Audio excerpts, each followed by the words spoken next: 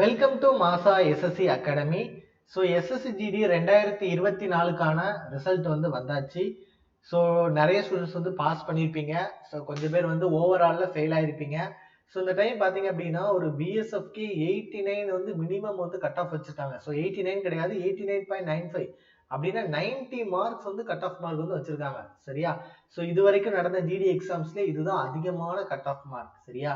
So இதுக்கு காரணம் வந்து இப்போ பாத்தீங்க அப்படின்னா மத்திய பிரதேஷ், பீகார் அதுலலாம் கட் ஆஃப் பாத்தீங்கன்னா 130 140 போயாச்சு. சரியா? ஸோ நம்ம ஸ்டேட்ல இப்பதான் அவேர்னஸ் வந்து வந்திருக்கு. இப்பதான் இந்த ஒரு ரீசன்ட் ஒரு 2-3 இயர்ஸா தான் எஸ்எஸ்சி ஜிடி அப்படிங்கிற எக்ஸாமுக்கான ஒரு மிகப்பெரிய அவேர்னஸ் வந்து ஒரு மிகப்பெரிய விழிப்புணர்வு வந்து வந்திருக்கு. சரியா? ஸோ அதனால கட் ஆஃப் மார்க் வந்து இனி ஃபியூச்சர்ல வரக்கூடிய நாட்கள் வந்து கண்டிப்பா அதிகமாகுமே தவிர குறையறதுக்கான வாய்ப்பு வந்து ரொம்ப ரொம்ப கம்மி தான். ஒருவேளை கொஸ்டின்ஸ் வந்து டஃபா எடுத்தா கூட ஸ்டூடெண்ட்ஸும் அந்த அளவுக்கு என்ன பண்றாங்க, இப்போ ப்ரிப்பேர் பண்றாங்க. அதுதான் உண்மை. சரியா?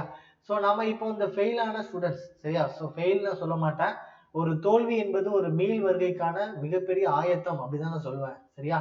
ஸோ இன்னும் நம்ம கையில கரெக்டா ஒரு 45 டேஸ் இருக்குது. ஸோ நீங்க ஆல்ரெடி 73 மார்க் நிச்சயமா ஸ்கோர் பண்ண போய் தான் ரிட்டன் எக்ஸாம் வந்து கிளியர் பண்ணிருக்கீங்க. ஸோ 90 மார்க் வச்சு பார்த்தா கூட இன்னும் ஒரு 17, இன்னும் ஒரு 20 மார்க் நீங்க இம்ப்ரூவ் பண்ணா கூட நெக்ஸ்ட் இயர் நீங்க என்ன பண்ணலாம், இந்த எக்ஸாம்ஸை நிச்சயமா உங்களால கிளியர் பண்ண முடியும். சரியா? அதுக்கு இந்த 45 டேஸ் வந்து நீங்க என்ன பண்ணிக்கோங்க, நல்லா யூஸ் பண்ணிக்கோங்க. இந்த 45 டேஸ்ல நீங்க கண்டிப்பா என்ன பண்ணுவீங்கன்னா மார்க் டெஸ்ட் வந்து நீங்க என்ன பண்ணுவீங்க, எழுதுவீங்க. ஸோ மார்க் டெஸ்ட் நீங்க எழுதும் போது இந்த விஷயத்த ஃபாலோ பண்ணிக்கோங்க. நம்மளோட ஸ்ட்ரென்த் என்ன, நம்மளோட வீக்னஸ் வந்து என்ன அப்படின்னு நீட்டா அனலைஸ் பண்ணுங்க. ஸோ நீங்க ரீசனிங் வந்து ஸ்ட்ரென்த்தா இருக்கிறீங்க அப்படின்னா நிறைய பேர் ரீசனிங் வந்து ஸ்ட்ரென்த்தா தான் இருப்பாங்க. புரியுதா? ஸோ மேக்ஸ் வந்து ஸ்ட்ரென்த்தா இருக்கிறீங்க, இல்லை ஜிகே ஸ்ட்ரென்த்தா இருக்கிறீங்க அப்படின்னு சொல்லிட்டு என்ன பண்ணிக்கோங்க, எழுதிக்கோங்க. எது ஸ்ட்ரென்த்தா இருக்கிறீங்க, எது வீக்னஸா இருக்கிறீங்க அப்படின்னு என்ன பண்ணிக்கோங்க, எழுதிக்கோங்க. இந்த ஸ்ட்ரென்த்தா இருக்கிறதுல எப்போதுமே நீங்க என்ன பண்ணுவீங்க, ரொம்ப ஸ்ட்ராங்கா தான் இருப்பீங்க. சரியா? இந்த வீக்கா இருக்கிறத நீங்க இம்ப்ரூவ் பண்ணா மட்டும்தான் இந்த 20 மார்க் உங்களால என்ன பண்ண முடியும், நிச்சயமா ஸ்கோர் பண்ண முடியும். இந்த ஸ்ட்ரென்த்ல நீங்க என்னதான் முட்டி மோதினா கூட உங்களுக்கு 1 மார்க் 2 மார்க் தான் இம்ப்ரூவ் ஆகுமே தவிர பெருசா இம்ப்ரூவ் ஆகாது. அதே நேரத்துல இந்த வீக்னஸை நீங்க இம்ப்ரூவ் பண்ணீங்க அப்படின்னா கண்டிப்பா இந்த 20 மார்க் உங்களால நிச்சயமா என்ன பண்ண முடியும், ஏன் பண்ண முடியும். அதனால உங்க வீக்னஸ் எது இருக்குதோ அதை வந்து என்ன பண்ணுங்க, இம்ப்ரூவ் பண்ணதுக்கு வந்து என்ன பண்ணுங்க, ட்ரை பண்ணுங்க. சரியா? ஸோ நான் அடுத்ததா இந்த 45 டேஸ் வந்து கன்சிஸ்டண்டா படிங்க. ஆல்ரெடி கொஞ்சம் பேர் படிச்சுட்டு இருப்பீங்க, இருந்தா கூட எக்ஸாம் ரிசல்ட் வரட்டும், ஓவரால் வரட்டும் அப்படின்னு நிறைய பேர் வெயிட் பண்ணிட்டு இருந்தீங்க. எனக்கு தெரிஞ்ச ஸ்டூடெண்ட்ஸே ஓவரால் வரட்டும் வெயிட் பண்ணிட்டு இருந்த ஸ்டூடெண்ட்ஸ் வந்து நிறைய இருந்தாங்க. ஸோ அந்த மாதிரிலாம் வெயிட் பண்ணாம ஒரு நாய் துரத்துனா எப்படி ஓடுவீங்களோ அதே மாதிரி ஓடி இந்த 45 டேஸ் என்ன பண்ணுங்க, நல்ல எஃபோர்ட் போட்டு படிங்க. ஸோ நீங்க என்ன பண்ணலாம், நிச்சயமா பாஸ் பண்ணலாம். சரியா? இல்ல சார் எனக்கு வந்து நான் ஒரு 2-3 இயர்ஸா படிச்சுட்டு தான் இருக்கேன், எனக்கு வந்து சின்ன சின்ன மார்க்ல தான் எனக்கு போயிட்டு இருக்கு, ஸோ இதான் சார் என்னோட ஃபைனல் அட்டெம்ப்ட், எனக்கு என்ன பண்ணணும்னு தெரியல, எனக்கு வந்து ஒரு ப்ராப்பரான கைடன்ஸ் வேணும் அப்படின்னு நினைச்சீங்க அப்படின்னா ஸோ நம்மளோட மாசா எஸ்எஸ்சி அகாடமி, சரியா, ஆஃப்லைன் கேம்பஸ் இருக்குது. ஸோ ரெசிடென்சியல் கேம்பஸ் நான் வந்து 100% ரிசல்ட் வந்து நான் என்ன பண்ணுவேன், கேரண்டி வந்து கொடுப்பேன். ஏன்னா எங்க ரிசல்ட் வந்து அந்த மாதிரி தான் இருக்கும். சரியா? நீங்க வந்து டைரக்டா வந்து பார்த்து எங்க ஸ்டூடெண்ட் கிட்ட ஃபீட்பேக் கேட்டுட்டு உங்களுக்கு பிடிச்சிருந்தா ஜாயின் பண்ணா போதும். இந்த ஒரு வார்த்தையை யாருமே சொல்ல மாட்டாங்க. நீங்க டைரக்டா வந்து பாருங்க, பிடிச்சிருந்தா நீங்க ஜாயின் பண்ணா போதும். உங்களுக்கு அதுக்கான டைமே இல்லை. நீங்க எவ்வளவு சீக்கிரம் வந்து படிக்கணுமோ அவ்வளவு சீக்கிரம் வந்து என்ன பண்ணுங்க, படிக்க ஸ்டார்ட் பண்ணுங்க.